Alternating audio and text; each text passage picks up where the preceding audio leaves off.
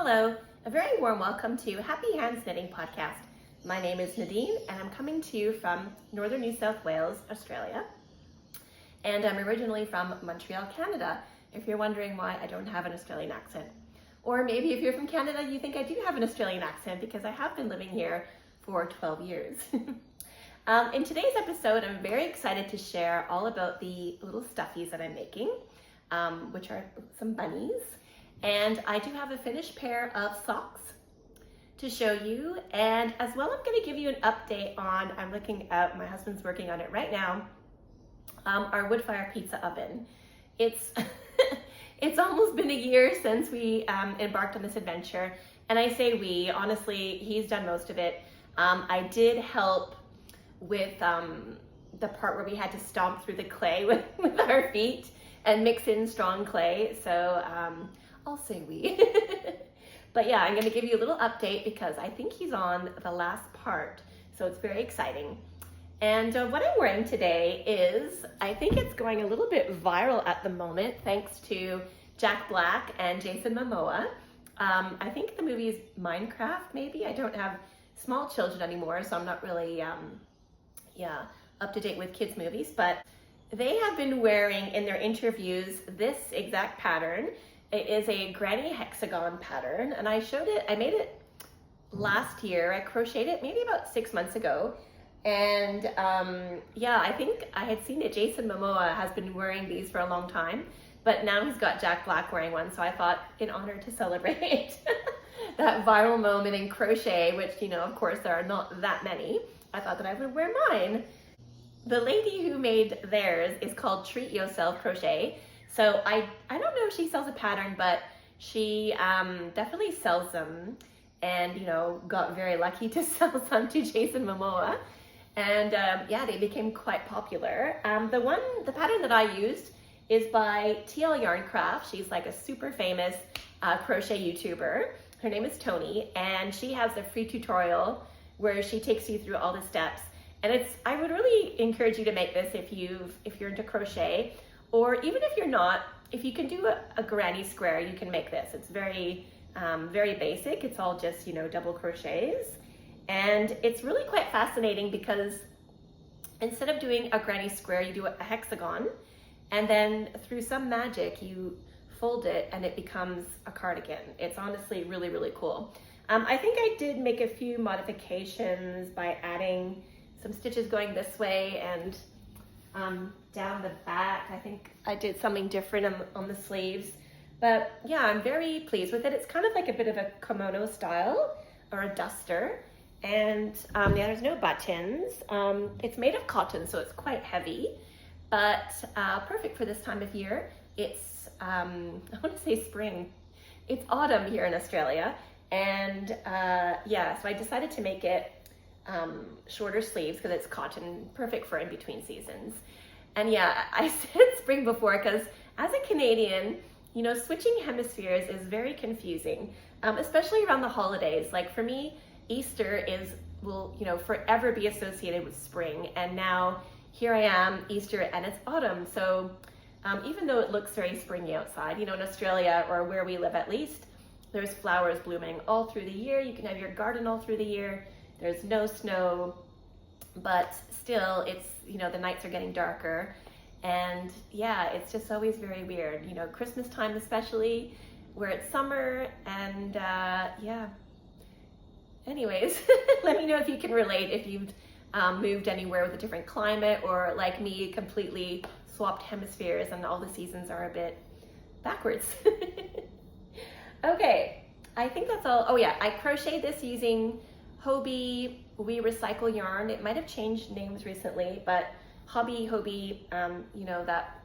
that website that advertises to everywhere. It's just quite a thick yarn, and it's recycled cotton. Sorry, my dog. I may have said last week the dogs across the street are in heat, so my dog goes a little bit crazy every time he hears something out there.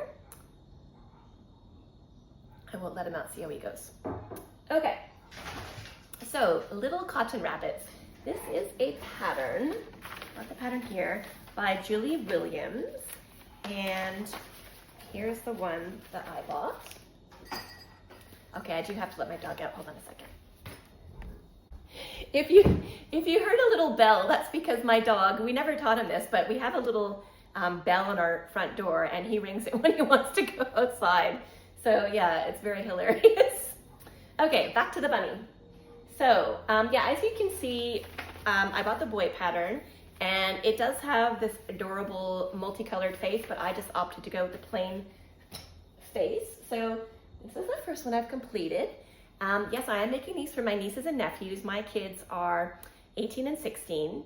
That being said, I am planning on making them some after as well, because I just think these are just going to be, you know, keep forever little things, and they can maybe give them to their kids, you know, when they have some, if they have some. So yeah. Okay, so this is the boy. Very cute. I used this pure wool and twine from Four Seasons that I got from the op shop for $2.50. I saw and immediately knew that I wanted to make the bunnies out of this. It was like meant to be. I was hemming and hawing, should I make these bunnies? Then I saw this and I was like, perfect, it's meant to be. So what do I have to say about this? Okay, when I started, I made the head. I'll show you that one after. I just made the head, and then I knit all the rest. So instead of, I think well, the way the pattern reads is you knit the head, stuff the head, and then you know, make the body, stuff the body, and then you make and stuff and attach as you go. I just decided to get all the knitting out of the way, and then I did all the stuffing and sewing, and it was super, super fun. I love hand sewing. It's very meditative and really fun, you know, and especially fun when, you know, your result is something as adorable as this. You know, you're seeing the arms come together and the feet, and it's just so cleverly designed as well. Unfortunately, none of it is done the round, so there is a lot of seaming, but like I say, you know, you're only seaming from there to there, and hand sewing can be quite fun and relaxing if you, you know, just, what's the word? Give yourself to it. Just, you know, and yeah, super, super fun. So when it was finished, I hadn't done the embroidery on the face yet. And honestly, I wasn't sure if I was going to do it or not, because, well, let me show again. I don't know, I'll do this. Yeah, so like I said, I used to be a Waldorf toy maker, a Waldorf doll maker. And yeah, I've done plenty of Waldorf different crafts with felt. And I think in the Waldorf education is often the dolls don't have a face, like for babies when they're really young, or if they do have a face, you give a very, you know, like the smile would be not a smile, but the lips are just a straight line. And the reason they do this is to really, everything about the Waldorf education for, you know, young children is about imagination and increasing their imagination. And so when your doll has a big, you know, like a plastic doll with a big smile, it's hard for the kids to play with it, be like angry or sad when the doll's like has a perma smile. So this bunny, I believe, also has, yeah, it has a little smiley face. So I decided in the end I was just gonna do the triangle lines for the nose, and then I went in and did the eyes. But before I did the face, I was even debating, do I not put a face on it? And I'll try to insert a little video, because my husband and I have a coconut ice cream and yogurt business, and for Easter we did a little reel with hot cross buns. We used the bunny, before the bunny had clothes, we used the naked bunny with no face, and it just looks so cute. But honestly, I'm very pleased that I made the face. I think he looks so cute. He's looking a little bit to the left, which happens. It used to happen when I would attach my doll's head, but that's okay. Whatever, you know, whatever's gonna be is gonna be. When you make the doll, their little personalities will come out. How cute is this? The little tail. And when you make the shorts, you leave a little gap to pop the tail through. It's a perfect stash busting project for the clothes. I've got a jar full, maybe I'll show it next week, a jar full of scraps, like of balls that are, you know, balls like this, a little bit bigger than this. So perfect to use up to make the doll clothes. They take hardly no yarn. Unfortunately, it's all in 4-ply, so even though it's very small, it's a bit more time consuming than you think, but it does go pretty fast after all. It's got a little button here, so it can fit over the head. And this one is going to my little nephew, who is 2.5. And his mom said perfect timing because he's just at the age where he's, wants to dress and undress dolls to, I guess, learn how to dress himself. So I'm very excited to give that to him. And then there's 2 girls. Like I mentioned last week, one is really the age of toys. The other one is kind of outgrowing toys, but she was still very excited to get a bunny. She said it would be an heirloom. So I thought, oh, that's beautiful. So I've moved on and made the second head. This one somehow seems to be a little bit bigger, but there you go. It's for an older cousin. And I embroidered the face straight away. I did find the eyes a little bit tricky because he had to do a French knot. And yeah, I guess I've never really done a French knot before. I don't really do a lot of embroidery, like with a hoop and everything. So it took me a few goes. Like I think I did it and then I went back up and I did a few more stitches around the eyes to make them pop up a little bit more. But they're just so cute. And then I'm making the dress. So yeah, I just used this leftover 4-ply sock yarn that I had. I can't even remember what this is, but I just wanted to show you. I'm knitting in the round with my little shorties, which is awesome. So I'm just at the bit, if I hold it onto the boy, where I'm going to do the bodice. And I just wanted to show you in her patterns, look how beautiful that is. It's just stockinette, and then every now and then you do a little purl, and it's just such a small detail, but it just looks so beautiful. Yeah, I love that. I might consider doing that on a sweater one day because it's so pretty. And yeah, it's very, very soft, and yeah, it doesn't use much yarn. I'm gonna have enough to finish up the dress.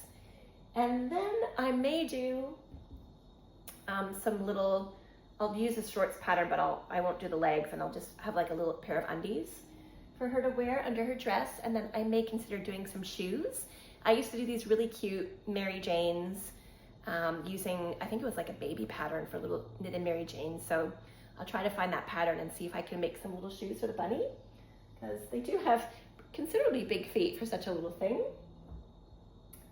Yes. Speaking of my Waldorf making days, I did find my doll stuffing tool. I was very happy to find that.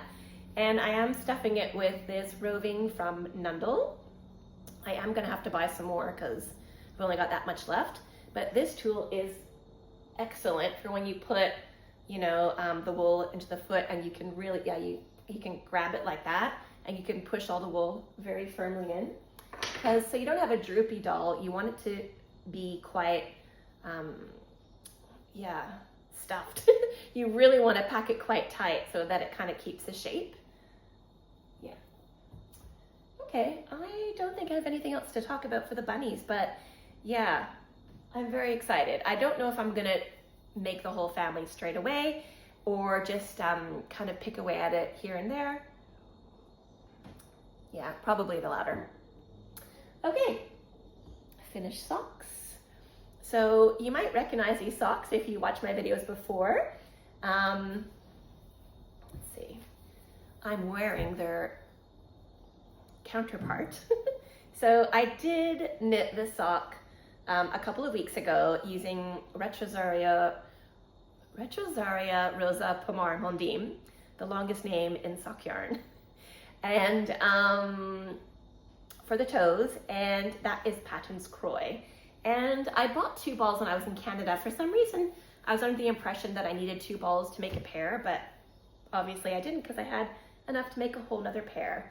So they're exactly the same. They may be a little bit shorter because I just ran out of yarn. The beauty of doing toe-up socks. And I used also Retrosaria Rosa Pomar Mondim for the heel, toes, and cuffs, but in a purple. But it's interesting how it has such a different look, just changing the color of the heels and toes. Yeah. So I haven't worn these ones yet. I haven't even blocked them, but they're done. The ends are all sewn in. I always do my socks toe up. I start with Judy's Magic Cast On, I think it might be called, where, yeah, you cast on in a way where you can't see the cast on.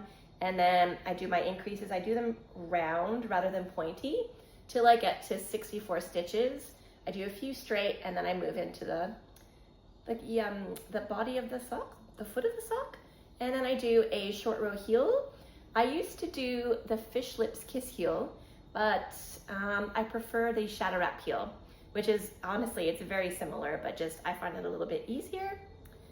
And then, yeah, a few rows to the top and 1x1 ribbing with an Italian sewn bind off. And that's my socks.